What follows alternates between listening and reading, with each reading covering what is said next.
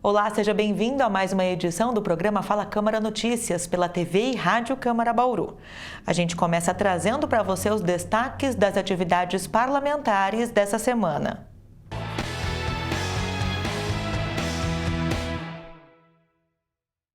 A vereadora Chiara Ranieri denuncia a utilização do serviço de ronda escolar para atividades fora de sua atribuição.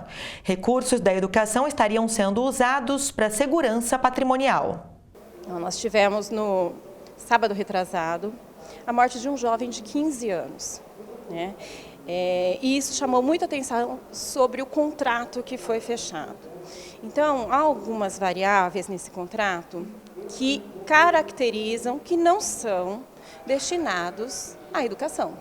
Primeiro deles é a questão do serviço acontecer 24 horas por dia. Ronda escolar, que nós conhecemos, feito pela Polícia Militar, é aquele trabalho de segurança que é feito na entrada, no intervalo e na saída dos estudantes, que fazem uma supervisão no trajeto desses jovens de casa, passando ali pelo bairro, até chegar na escola e o contrário. Esse é o serviço de ronda escolar que nós conhecemos. 24 horas por dia é algo que chama um pouco a atenção. E o fato desse jovem ter morrido, porque roubou a viatura da empresa contratada para fazer este serviço de ronda escolar. Uma viatura que estava parada de madrugada no bairro Santa Cândida, sabe-se lá fazendo o quê, né? Esse jovem levou a viatura embora e que, após o acionamento da Polícia Militar, essa viatura foi encontrada, o jovem foi encontrado e apontou uma arma para a polícia, que atirou e matou. O que chama muito a atenção é que isso não tem ligação alguma com a educação.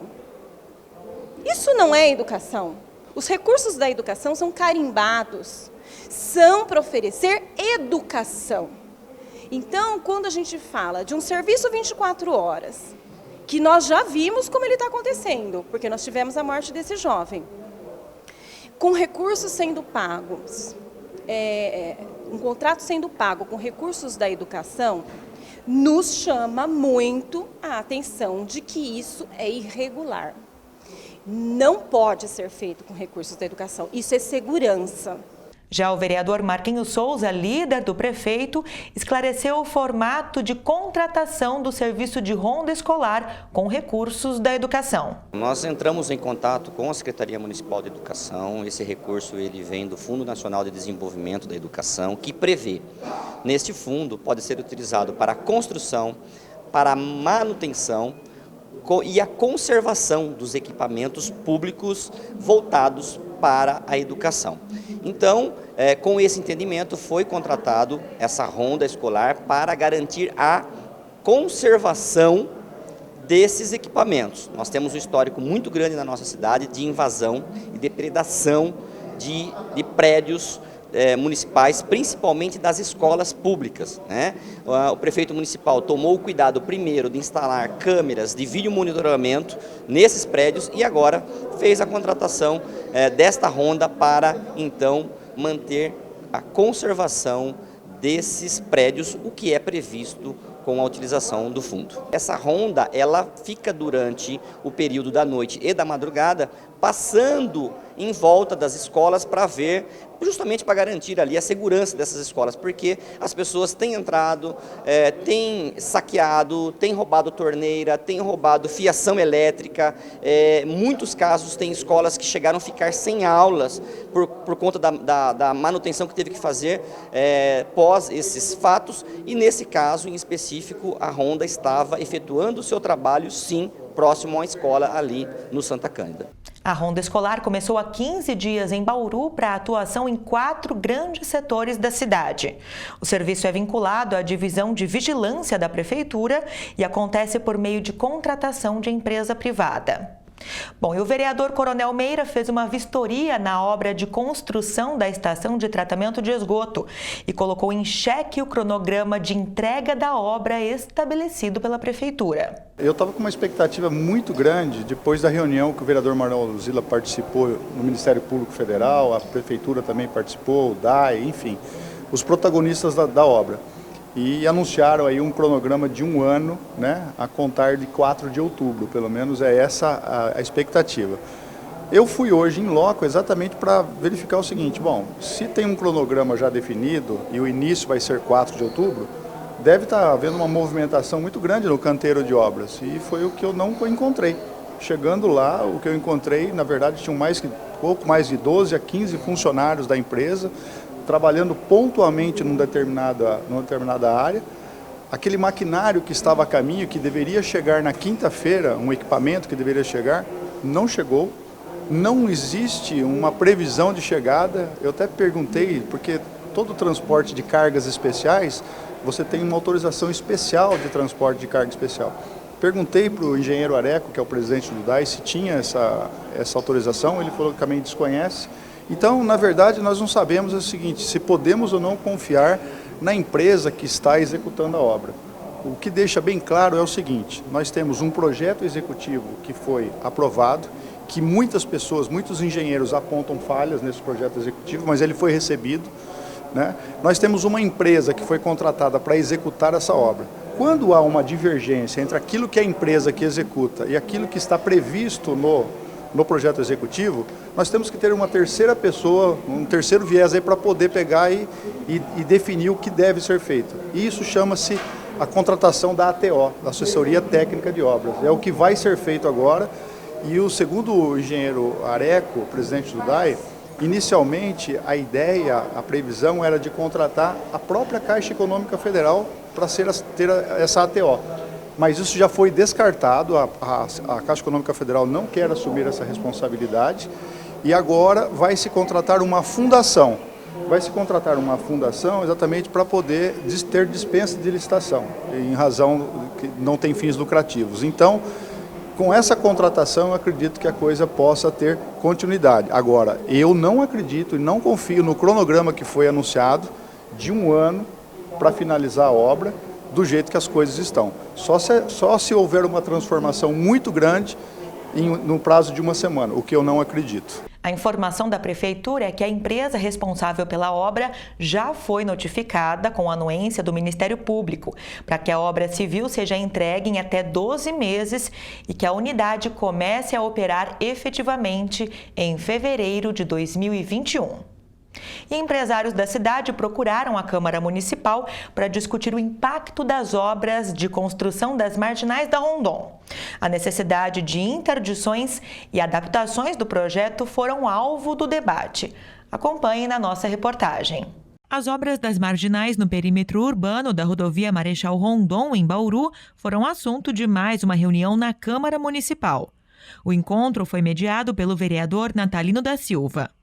Eu acho que a intenção minha, não somente minha, mas da cidade como um todo, não dá mais para Bauru realmente perder, né, uma empresa, fazer com que realmente alguém fique desempregado, porque são empresários que estão acompanhando, sempre pedem o nosso apoio para que realmente a gente chame quem de direito para a gente poder conversar. Foi o que aconteceu isso aqui hoje.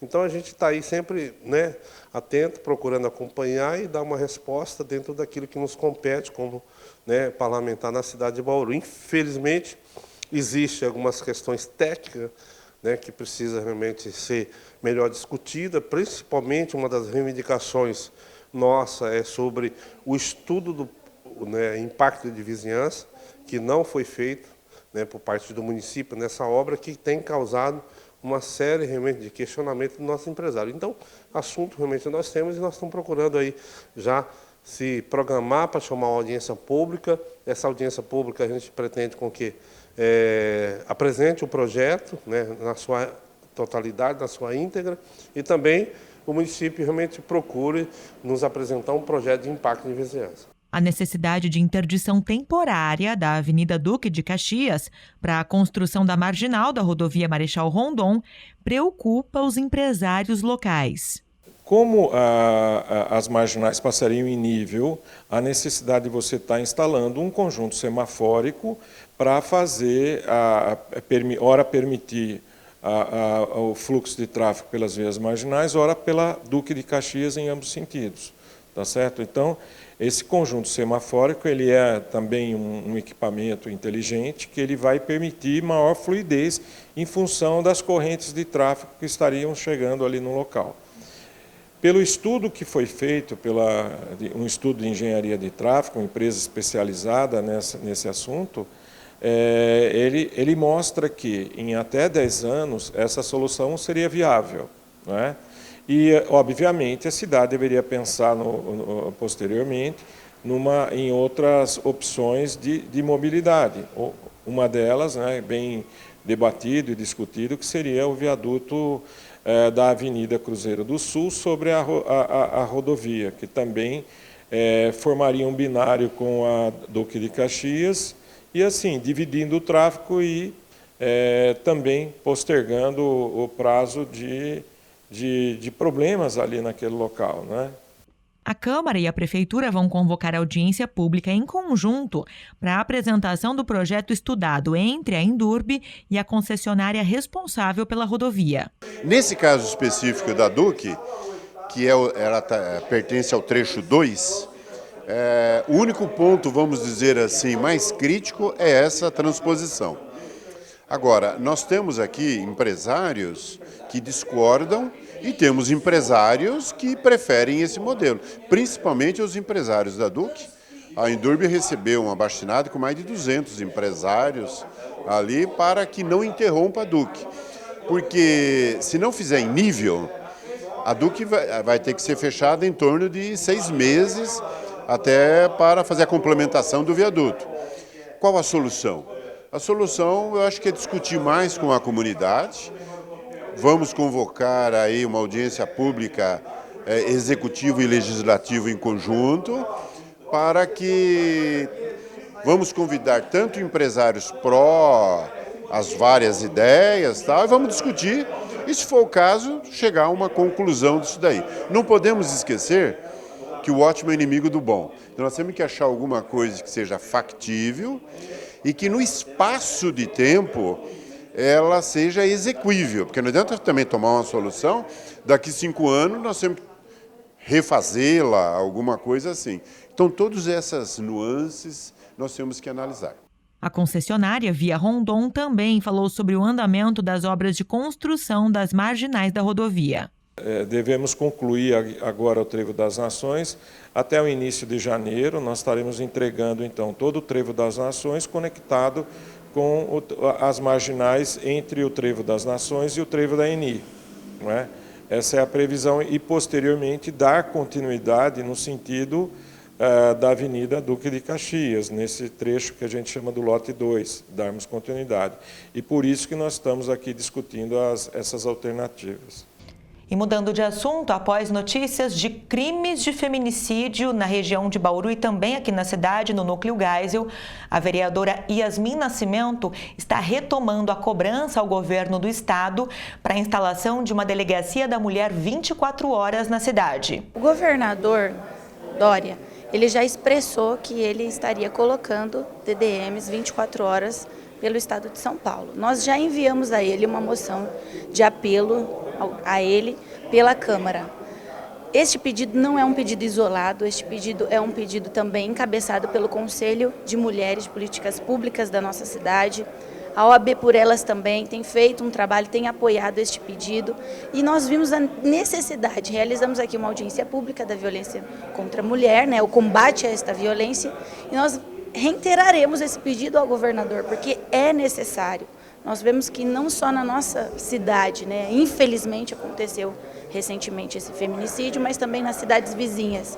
A maioria das agressões ela acontece dentro de casa e principalmente após as 18, quando os companheiros retornam aos seus lares. E a mulher ela precisa ter um lugar específico onde ela sinta segurança para ela relatar, onde este local passe segurança para ela relatar e estes indivíduos covardes sejam punidos. Então nós reiteraremos aqui o pedido junto ao governador para que ele atenda. Também pediremos aos deputados federais, representantes da cidade, aos estaduais que tiveram voto aqui na nossa cidade, para que haja essa mobilização, para que haja a instalação dessa DDM 24 horas na nossa cidade. E as campanhas de prevenção ao suicídio ampliaram em até 40% a procura por ajuda psicológica em Bauru. Esse dado foi trazido em audiência pública aqui na Câmara Municipal, discutido por entidades e secretarias. Acompanhe na nossa reportagem. Uma audiência pública convocada pelo vereador Manuel Lozilla discutiu a criação da Semana Municipal de Valorização da Vida e Prevenção ao Suicídio no calendário oficial municipal. É uma proposta interessante e que deve ter a atenção do poder público executivo. Deve ser criada políticas públicas para tanto, e é por isso que nós estamos querendo instituir essa Semana de Prevenção ao Suicídio, de valorização pela vida, porque, como nós pudemos extrair dessa audiência, já é a segunda causa, a maior causa de mortes no nosso país. Então, nós precisamos, de fato, de algo que possa disseminar, minimizar e impactar a sociedade para que haja uma redução nesse sentido. A audiência pública apresentou os serviços de atendimento à saúde mental disponíveis no município, dentre eles os trabalhos realizados pelos Centros de Referência de Assistência Social. Na política de assistência social, nós temos diversas ações de prevenção. Em especial, essas ações elas ocorrem nos territórios de CRAS, nós temos 8 CRAS nos municípios, e são trabalhadas ações mesmo, onde procurar apoio, né, espaços de diálogo para que a pessoa fale o que está acontecendo com ela e que também ela possa despertar algumas potencialidades para que ela não chegue a esse ponto de suicídio, né? Que ela consiga entender que de fato existem soluções, né? E que às vezes a solução está dentro dela mesmo, né? Na atuação do CRAS, da política, a gente não atua como espaços terapêuticos, né, de tratamento, mas sim no fortalecimento dos vínculos familiares e comunitários. E nós temos também os serviços de convivência e fortalecimento de vínculos, que trabalham isso nas mais diversos ciclos de vida. O ambulatório de saúde mental também encaminhou representantes que explicaram como funciona o atendimento na unidade. Nosso ambulatório atua na lógica de CAPES, né, desde 2015. Nosso atendimento é por demanda espontânea ou referenciada, né? Então, tanto as unidades básicas encaminham os casos para a gente, urgência, emergência, assistência, como a pessoa pode buscar o serviço espontaneamente. Nosso horário de triagem é de segunda a sexta, das 11 às 13 horas.